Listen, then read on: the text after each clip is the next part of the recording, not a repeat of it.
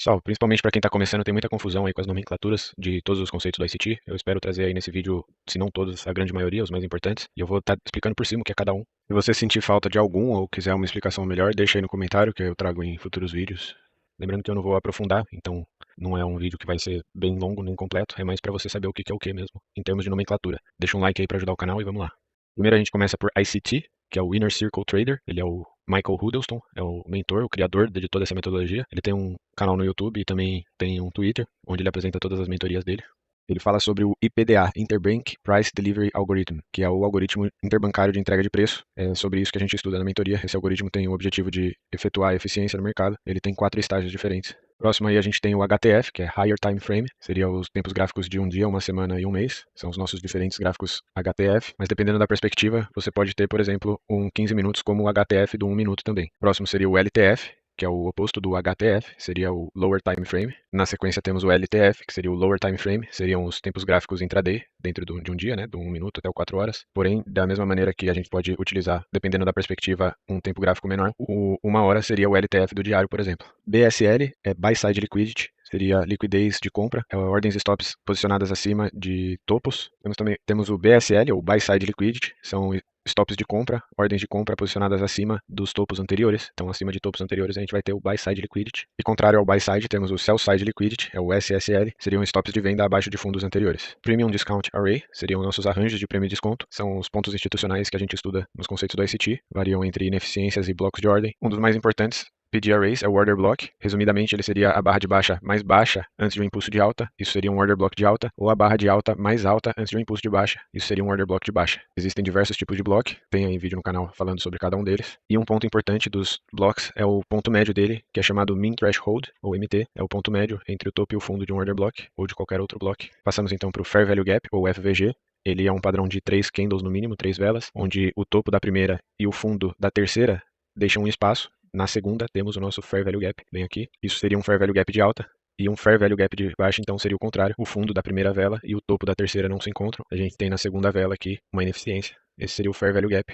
Fair Value Gap de alta é chamado também de busy, ou Buy Side Imbalance Sell Side Inefficiency, que ele tem um desbalanceamento de preço no buy side e tem uma ineficiência para vendedores. E para o Fair Value Gap de baixa, podemos chamar também de SIB, Sell Side Imbalance Buy Side Inefficiency, onde teve uma ineficiência para compradores e um desbalanceamento nos preços dos vendedores. PE, Consequent Encroachment, seria o ponto médio de uma ineficiência. Então, o ponto médio entre o ponto mais alto e o ponto mais baixo é o que chamamos de Consequent Encroachment. MSS, ou Market Structure Shift, é quando temos uma mínima de curto prazo violado. Ela é uma mudança temporária do sentimento do mercado, diferente do Market Structure Break, que é uma quebra mesmo e uma mudança na tendência principal do mercado. Só uma questão de nomenclatura, mas basicamente a gente trata as duas da mesma maneira. É uma questão de nomenclatura e de perspectiva também. Então é muito mais comum você ver sendo nomeado como MSS mesmo um MSB seria equivalente ao MSS no tratamento. E como a gente entende que o MSS pode ser utilizado, tendo em vista que somos negociantes de day trade, né? Então seria no intraday. Então a valia é a mesma. Mesmo quebras de estrutura temporárias podem ser bem utilizadas para day trade. Temos também o CISD, ou Changing the State of Delivery, que é uma mudança no estado de entrega dos preços. Ele é o preço de abertura de uma série de candles de baixa, por exemplo. Dependendo da perspectiva também, você poderia já considerar um CISD nesse order block aqui, o preço de abertura dele quando o preço negocia acima. Já é um Changing State of the Delivery, mas a gente vai estar notando para o tempo gráfico atual qual a série de barras que estão fazendo as mínimas e considerar um CISD por aqui. Aqui é um CISD de um tempo gráfico menor. Se a gente nota aqui numa hora, por exemplo, aquela mesma região, aqui estaria o CISD do diário, o CISD de uma hora estaria aqui. Então, a partir do momento que o preço negocia acima do último movimento de baixa, do tempo gráfico que estamos olhando, temos um CISD. Pelo 4 horas, esse seria o nosso CISD. Então, a partir do momento que o preço negocia acima dele, aqui é o de uma hora, seria o order block de uma hora, aqui é esse conjunto de barras seria o de 4 horas e o do diário está aqui em cima. O OTE, ou Optimal Trading Entrance, é o ponto de retração ótima. Tem uma mentoria inteira sobre ele. Ele é um ótimo gatilho para entradas em retração. Ele é o range entre a retração de 62% e a retração de 70,5%. O ponto específico do OTE é o 70,5%, mas essa região inteira é considerada como o Optimal Trading Entrance. Equal Highs, ou EQH, são as máximas relativas. É um ponto que o varejo vai ver muito como resistência, então é um ponto de liquidez bastante importante para a gente. Elas não precisam estar no mesmo nível exatamente. E contrário a Equal Highs, temos a Equal Lows, ou EQL, que são 2 ou mais fundos relativamente próximos. Quanto mais reto, melhor. Vê que o varejo também vai identificar isso daqui como suporte. Então a gente busca por liquidez atrás desses pontos. PDH, ou Previous Day High, é a máxima do dia anterior, também é um ponto de liquidez importante para a gente. Em contrário a ele, temos o PDL, que é o Previous Day Low, é a mínima do dia anterior. Também temos ele como um ponto importante de liquidez. São pontos importantes de observação para a gente. PWH é igual ao PDH, mas da semana, né? Então, Previous Week High seria a máxima da semana anterior e Previous Week Low seria a mínima da semana passada. Então, quando estamos altistas, a mínima da semana passada é um ponto importante para a gente de liquidez e quando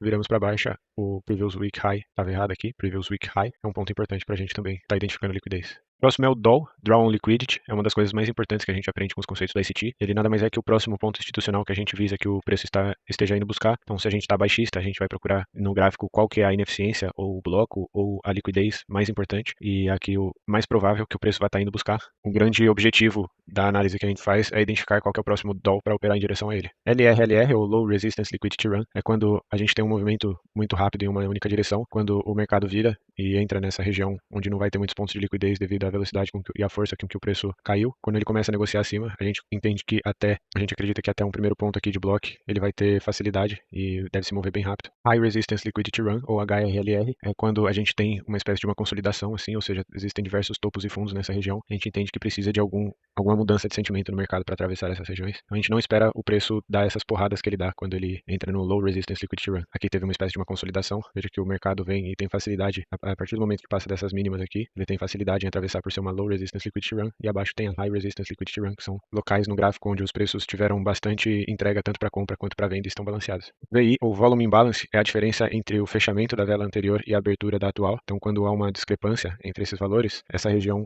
é o que a gente chama de Volume Imbalance. O AMD é a acumulação, manipulação e distribuição. É um padrão comum que a gente procura no preço. O SNT ensina como Power of Three também, onde a gente vai estar imaginando qualquer período, pode ser uma vela diária ou uma sessão, enfim, onde a gente vai pegar o preço de abertura. Então, no caso, se é uma vela de baixa, né, uma sessão de baixa, que eu estou pegando a sessão de Nova York como exemplo, mas a gente vai pegar o preço de abertura e a gente vai esperar que ele acumule em torno dela, vai dar um movimento de manipulação enganoso e vai distribuir na direção contrária e então vai fechar. Então, a gente vai ter acumulação, manipulação, expansão do range e distribuição para o fechamento. Esse seria o Power of Three. Se a gente pegar aqui uma vela diária de alta, a gente vai ter o preço de abertura dela. O preço de abertura, a negociação em torno do preço de abertura seria acumulação. O falso movimento para baixo seria a manipulação, expansão do range e distribuição. Veja que é o que acontece aqui, é o preço de abertura do dia de hoje, foi um dia de alta, então ele vai acumular aqui em torno do preço de abertura, vai fazer um Judas de manipulação e vai distribuir. O padrão clássico seria visualizando uma barra bem direcional, então se a gente pega, por exemplo, esse dia aqui, a gente pega o preço de abertura dele, a gente vai estar olhando no intraday aqui, a gente nota que esse dia aqui, daqui, então a gente vai estar imaginando que vai rolar uma acumulação em torno do preço de abertura, vai ter um movimento,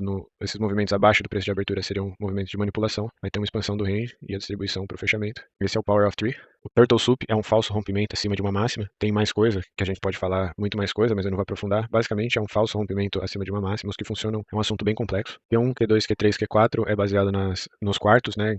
A teoria dos quartos diz que qualquer período pode ser dividido em 4, então teriam 4 quartos. Esses quartos podem ser classificados entre acumulação, manipulação, distribuição e continuação ou reversão, ou continuação ou reversão, acumulação, manipulação e distribuição. Se juntar as peças aí do AMD, é o que eu estava falando ainda há pouco. A gente vai poder dividir cada período em 4, seja o período mensal, que seriam 4 semanas e tem uma nula, seja o período semanal, que tem 4 dias e um nulo, seja o período diário, que tem 4 sessões, seja cada sessão que tem 4 quartos de 90 minutos. É uma teoria inteira complexa, a gente tem a introdução no canal, recomendo que assistam. O SMT, ou Smart Money Tool, ou Technique, ele também já chamou de Smart Money Time, é uma divergência entre ativos correlacionados. Aqui nós temos o Nasdaq e o S&P, eles têm uma forte correlação. A quebra de correlação que acarreta em fundos ou topos divergentes, né? Aqui fez um fundo mais baixo do que esse, e aqui fez um fundo mais alto do que esse, ou seja, o segundo fundo foi o mais baixo, o primeiro foi o mais baixo. Isso é um SMT, é uma forte indicação de participação institucional. O SSMT, ou SMT sequencial, seria um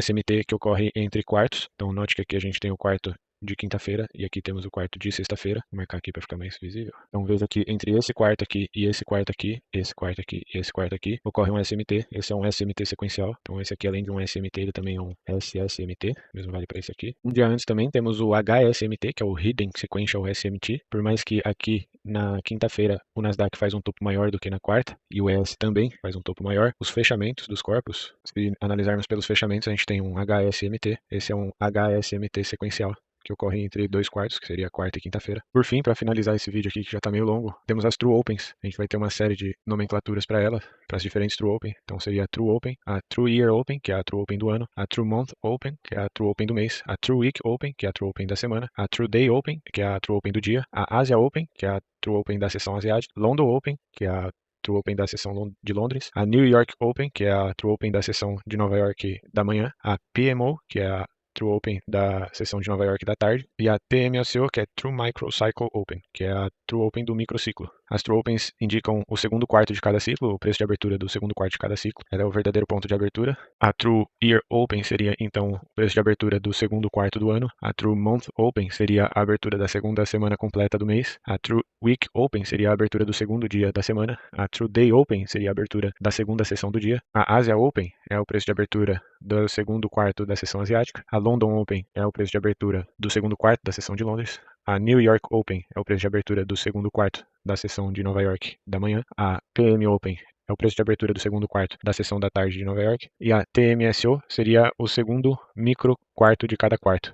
Então é isso, mais uma visão geral aqui sobre todas as nomenclaturas. Tem muito mais a falar sobre cada coisa, mas se for explicar cada coisa dá um vídeo gigante, uma mentoria completa. Espero que ajude você a entender melhor quando você estiver estudando ICT, o que é cada coisa, e também para você não se perder quando a gente estiver falando de alguma coisa e você não entender por causa da sigla. Se não deixou um like, deixa aí que ajuda o canal, e valeu!